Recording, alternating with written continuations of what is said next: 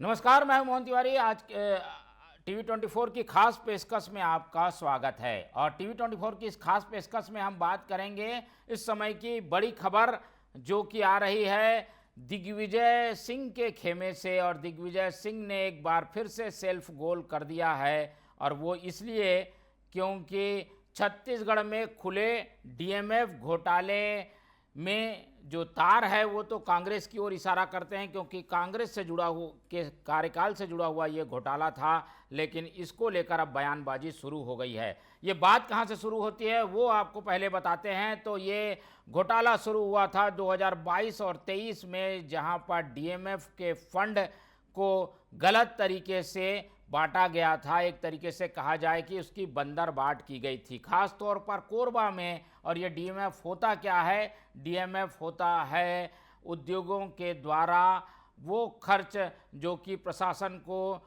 जनहित के कार्य के लिए दिया जाता है, और इसका फैसला करती है वहाँ की कलेक्टर। और वही कुछ हुआ था कोरबा में, जब वहाँ के डीएमएफ फंड में 50% का कमीशन आपस में अधिकारियों के द्वारा बांट लिया जाता था। 40% कलेक्टर रखती थी, और उसके बाद 5, 3 और 2 के रेशियो में इस कमीशन को बांटा जाता था। तो ये कमीशन घोटाला था जो कि चालान में सामने आया है ईओडब्ल्यू के। ईडी ने इस पूरे मामले की जांच की, ईओडब्ल्यू के पास अब ये जांच है। लेकिन जो चालान पुटअप किया गया है, जिसमें उस समय की तत्कालिक कलेक्टर रानू साहू भी दोषी है, उन पर शिकंजा कसा गया। वो जेल में भी रही, अब फिलहाल जमानत में बाहर आई हैं।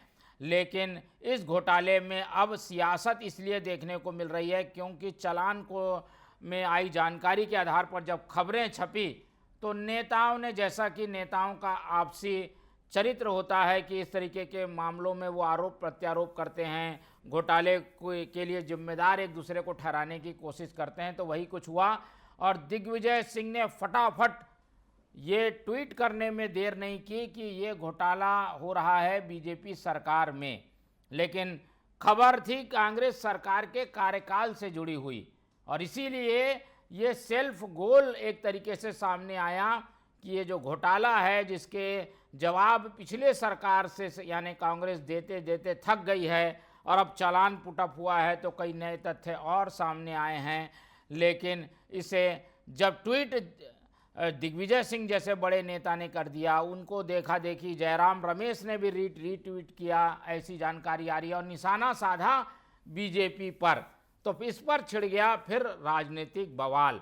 और राजनीतिक बवाल के बाद आपको 3 अलग अलग ट्वीट दिखाते हैं, जिससे समझ में आएगा कि आखिर इस मामले में हुआ क्या। पहला ट्वीट दिग्विजय सिंह का, खबर पोस्ट की गई कि किस तरीके से बंदरबाट होता है डीएमएफ के फंड का। दिग्विजय सिंह ने देर नहीं की, तुरंत बताया कि ये बीजेपी सरकार में देखिए डीएमएफ घोटाला हो गया, घूस लेने के लिए खर्च के नियम बदल दिए गए, और इस नियम को बदलते हुए कलेक्टर को 40% कमीशन मिलता था, सीईओ को 5%, एसडीओ को 3% और सब इंजीनियर को 2%। तुरंत दिग्विजय सिंह ने जब सवाल उठाया तो विजय शर्मा ने पलटवार करके उन्हें ध्यान दिलाया कि भाई साहब, ये जो ट्वीट है, वो ये जो घोटाला है वो कांग्रेस के समय का घोटाला है।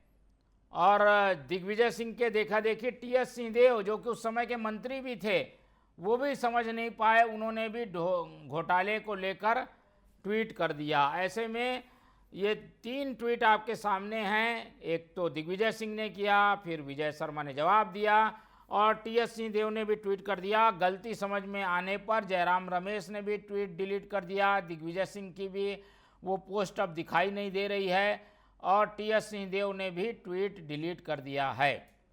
लेकिन ये डीएमएफ घोटाला अभी भी खड़ा हुआ है। एंटी करप्शन ब्यूरो इस मामले की जांच कर रहा है, चालान पेश हो गई है, जिलों में जांच की सिफारिश हो गई है, और अब जवाब कांग्रेस को देना एक बार फिर से पड़ रहा है। मामला हालांकि 2022-23 का है, लेकिन रह रहकर ये मामला सामने आ जाता है। इस पूरे मामले में हम बात करेंगे, अलग अलग नेताओं के ट्वीट आपको हम दिखा चुके हैं। डीएमएफ घोटाले पर अब बयानबाजी सामने आ गई है, तो इस पर बात करते हुए हमारे साथ जुड़ रहे हैं कांग्रेस का पक्ष रखने के लिए अजय गवलानी जी, गंगवानी जी और बीजेपी का पक्ष रखने के लिए हमारे साथ रहेंगे गोपाल समांतो जी। तो दोनों ही प्रवक्ताओं से सीधे बातचीत करते हैं और जानते हैं कि ये घोटाला तो नया आप दोनों के लिए नया नहीं है, पर इसमें नया तथ्य ये है कि कांग्रेस ने इस घोटाले का जो आरोप है वो भाजपा पर जड़ दिया। अजय जी, अब इससे डिफेंड करना पड़ रहा है, कुछ लोग ट्वीट डिलीट कर रहे हैं। ये तो बहुत ऑड स्थिति कांग्रेस के सामने बन गई है। कांग्रेस क्या कहना चाहती है कि क्या गलती से ये ट्वीट हो गया? देखिए मोहन जी, महत्वपूर्ण है कि भारतीय जनता पार्टी और भ्रष्टाचार ये एक सिक्के के दो पहलू हैं। ये चोली दामन का साथ है। पहले भी हमने देखा कि 15 साल अमन सरकार रही तो डीएमएफ फंड में अधिकारी अपने घरों में स्विमिंग पूल बनाते रहे, 2-2 मंजिल के मकान में 5-5 लिफ्ट लगाते रहे। तो ये भारतीय जनता पार्टी का चरित्र है। महत्वपूर्ण बात है, एक ट्वीट से ज्यादा महत्वपूर्ण है कि 17 महीने की अगर मोहन जी कार्यकाल की बात करें, दंतेवाड़ा के एक ही नाले पे 3-3 पुल बिना बजट प्रावधान के, बिना प्रशासनिक अनुमति के, और ये लगातार पुल बनाए गए। आज मुख्यमंत्री के भांजे मंत्रालय में भ्रष्टाचार की दुकान खोल के रखते हैं। हम देख रहे हैं कि केंद्र सरकार के परियोजना का पैसा, भारतमाला परियोजना, लाखों रुपए का जमीन अधिग्रहण घोटाला हो रहा है, जिसमें इनके पूर्व मंत्री वर्तमान विधायक शामिल है, लेकिन जानबूझकर सीबीआई को जांच नहीं सौंपते। आज सीजीएमएसटी घोटाले की बात करूं, मोक्षित कारपोरेशन पे जांच जारी है, चलती जांच के बीच में भुगतान कर दिया जा रहा है। इन्हीं के धर्मलाल कौशिक लोकतंत्र के मंदिर विधानसभा में श्याम बिहारी जायसवाल को घेरने का प्रयास करते हैं। आज उसकी जांच और सीबीआई को नहीं सौंपते। आज नया रास्ता निकाले। देखिए कल परसों की घोषणा देख लीजिए, चरण पादुका घोटाला, रमन सरकार में आदिवासी में एक पैर में 6 नंबर की चप्पल, एक पैर में जी। सब चीजें अपनी जगह हैं, लेकिन हम आज इस विषय पर बात कर रहे हैं कि कई बार ट्वीट करने की जल्दबाजी में गलत विषय भी ट्वीट हो जाते हैं। क्या ऐसा हुआ है? क्या कांग्रेस इस बात को तो मानती होगी?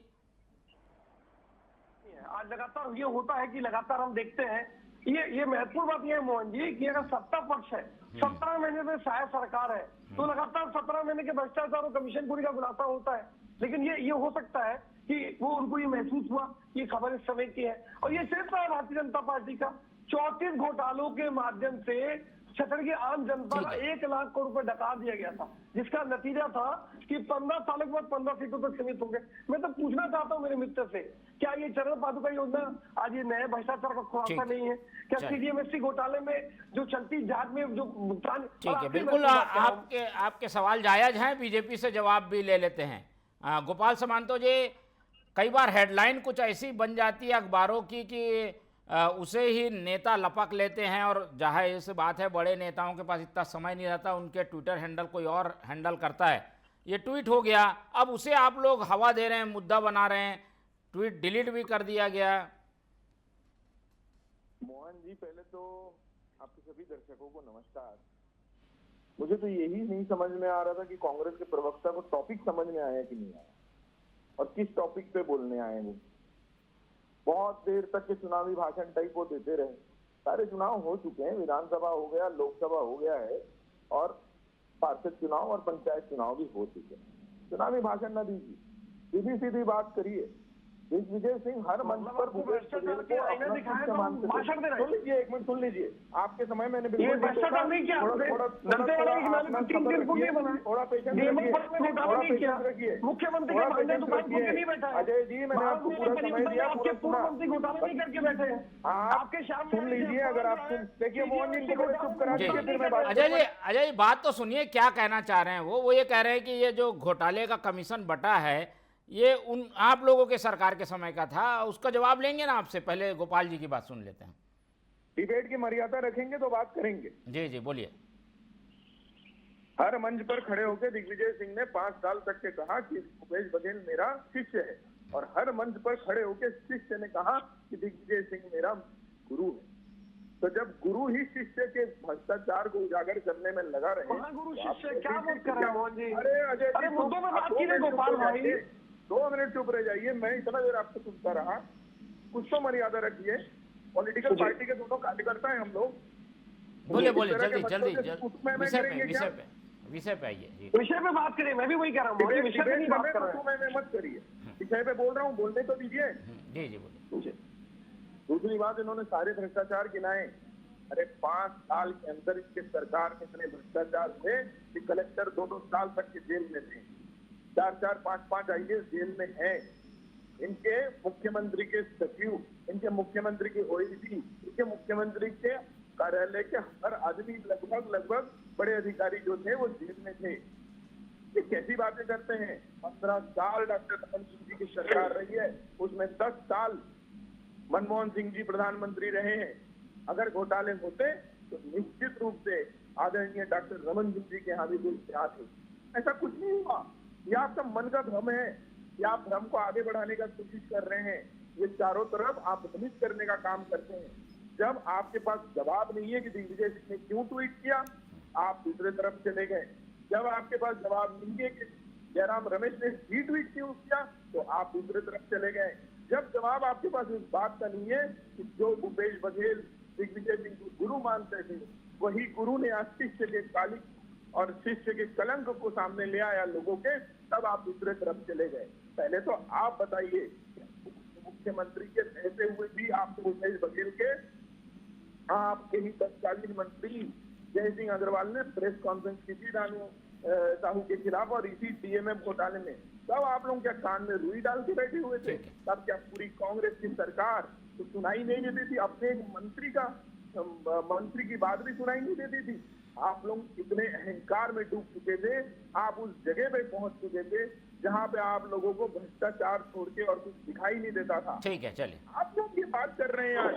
आप लोगों को मैं तो सोचता हूँ कम से कम जनता के सामने माफी मांगनी चाहिए, और जनता के सामने इतनी निर्लज्जता सब कुछ मत करिए कि जनता दोबारा भी आपको और नीचे लेके आ जाए। ठीक है अजय जी, लेकिन ये पिछले सरकार के जो आरोप थे वो अभी साबित नहीं हुए हैं, चालान में ही ये सब बातें हैं। कांग्रेस इन सब बातों को खारिज करती है क्या? ये घोटाले जैसे आरोप जो लगाए गए थे, सरकार की भूमिका भी आई थी, अधिकारियों की भूमिका भी आई थी। देखिए मोहन जी, बहुत महत्वपूर्ण बात है। जिस प्रकार से हम देख रहे हैं ईडी, आईटी, सीबीआई, ये केंद्र की भाजपा सरकार के जमाई बन चुके हैं। ये जो संवैधानिक संस्थाएं, जो केंद्रीय एजेंसी है, जिनको संविधान और कानून के हिसाब से कार्रवाई करनी चाहिए, ये केंद्र सरकार के इशारे पर टारगेटेड और अन्यथा विद्वेषपूर्ण कार्रवाई कर रहे हैं। अब ये सब आरोपी है। मेरे मित्र गोपाल सामंत जी आरोप लगा रहे हैं। मैं पूछना चाहता हूँ कि ईडी आज शराब घोटाले की बात करती है, 2.5 साल से फाइनल चार्जशीट पुट क्यों नहीं करती? ये सिर्फ आरोपी है। क्यों ईडी नहीं आ पाई? आदरणीय डॉक्टर रमन सिंह जी की सरकार में भ्रष्टाचार नहीं था। देखिए, आपके 10 साल के मनमोहन सिंह की सरकार, मोदी जी कहते हैं कि 70 आपके मनमोहन सिंह जी की सरकार थी या नहीं थी? पहले ये क्लियर कर दीजिए। महाराष्ट्र उप मुख्यमंत्री की शपथ आपके मनमोहन सिंह जी की सरकार, एकनाथ शिंदे है, जो ज्योतिर्दित्य सिंधिया है, चलिए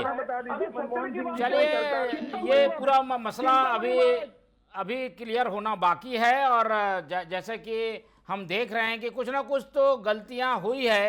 हो सकता है कि ट्वीट करने में भी गलतियां हुई हो आखिर, लेकिन कांग्रेस का स्टैंड यही है कि पिछले जो आरोप लगाए गए हैं घोटाले के, वो अभी जांच के दायरे में हैं। लेकिन इस पूरे डीएमएफ घोटाले के जिन को एक बार फिर से इस तरीके के ट्वीट ने बाहर ला दिया, और दिग्विजय सिंह का ट्वीट कांग्रेस के लिए एक तरीके से इस बार सेल्फ गोल बना है। इस पूरे चर्चा में हमारे साथ गोपाल सामंत जी जुड़े, उनका धन्यवाद। अजय गंगवानी जी ने समय दिया, उनका धन्यवाद।